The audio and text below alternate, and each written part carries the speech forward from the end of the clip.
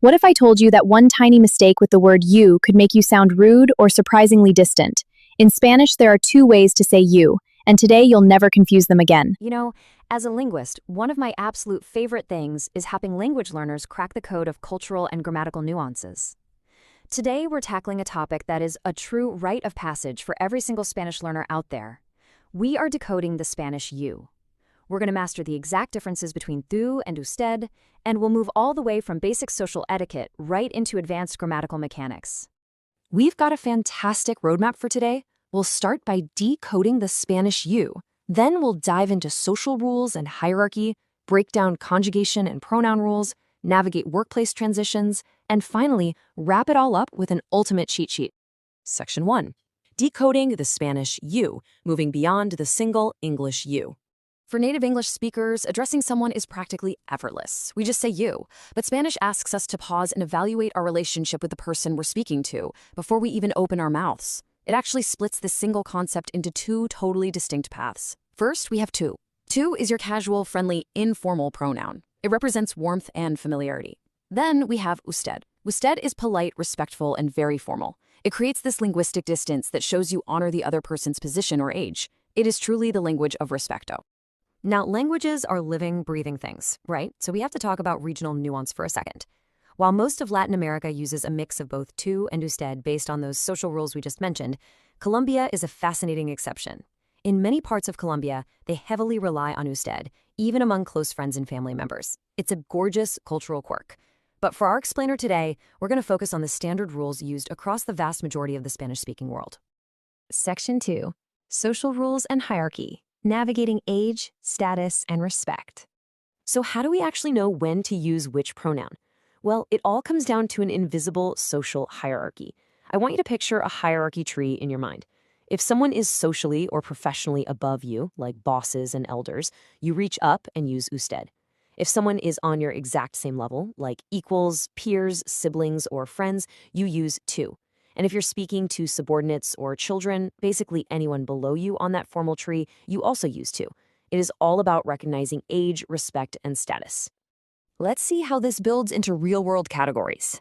Family and equals get tú. This includes tu hermano, tu hermana, tu primo, and children. But authority figures and elders, they get usted. This is where you'd place your abuelo or abuela and el jefe. And here is a linguist's pro tip for you. Titled professionals almost always get usted. If you're speaking to a maestro, doctores, arquitectos, or ingenieros, you use usted to honor their title and their education. Section 3. Conjugation and pronoun rules. The grammar behind the pronouns. We've conquered the social rules, so let's lift the hood and look at the actual grammar. For you advanced learners out there, understanding the why behind these verb endings changes absolutely everything. In Spanish, verbs morph depending on the pronoun. Let's take the regular verb hablar, to speak. When you use tú, the verb takes on a unique s ending, hablas. But when you use usted, the verb drops the s and just ends in an a, habla. It's a very subtle phonetic difference, but grammatically and socially, it carries an entirely different weight. This brings us to a huge grammatical question that trips up so many language learners. Why do native speakers constantly drop the pronoun for tú, but explicitly keep the pronoun for usted? The answer lies in grammatical real estate. Notice how usted uses the exact same third-person verb form as él and ella. They all use habla. Usted shares its grammatical space entirely with the third person. Because of this, it all boils down to clarity. If I ask hablas español, that as ending is completely unique to tú. There is zero grammatical ambiguity. I am definitely talking to you, my friend. So we naturally drop the pronoun. But if I just say habla español, am I asking if you speak Spanish or if he speaks Spanish? Because of that shared ending, we need to include the pronoun to clarify the subject. That is exactly why we explicitly say habla usted español. Section 4. Navigating workplace and transitions, moving from formal to informal. Relationships aren't static, right? In a corporate setting or even in your personal life, someone you initially address as usted might eventually become a friend. So how do we navigate that transition? Often, a superior or an elder will invite you to drop the formalities. They might say this exact phrase, puedes tutearme. This comes from the verb tutear, which literally means to address someone as due. If your boss says this, it's a giant green light to switch from polite distance to friendly equality. Alternatively, you might hear the phrase, ¿me puedes hablar de tú? This directly translates to, you can speak to me with tú. As a language learner, hearing this is incredibly rewarding. It means you've built genuine rapport and trust, and that invisible barrier of hierarchy has just been lowered by the person in charge.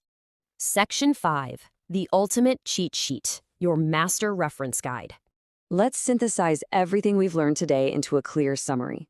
Let's start with something super practical, saying thank you. If someone says gracias and you want to say thanks to you, your pronoun choice matters immensely. If you're talking to a friend or an equal, you say gracias a ti. But if you're speaking to your grandfather, your boss, or your doctor, you must elevate your respect and say gracias a usted. Now, I want to quickly type one loose end for our Latin American Spanish learners. What happens when there is more than one you? The answer is ustedes. In Latin America, ustedes is the universal plural catch-all. Whether you're addressing a group of your closest friends or a boardroom full of executives, if there's more than one person, you just use ustedes. It completely neutralizes the tú versus usted debate anytime you're speaking to a group. Okay, here is your master cheat sheet. Let's trace through it together. For tú, the tone is casual and friendly, used for equals and subordinates. The verb ending is entirely unique, like the as in hablas, which means, grammatically, yes, you can absolutely drop the pronoun. Now for usted, the tone is polite and respectful, used for bosses, elders, and titled professionals. The verb ending is shared with he and she, like the a in habla. This means, no, you should not drop the pronoun because you absolutely need it for clarity.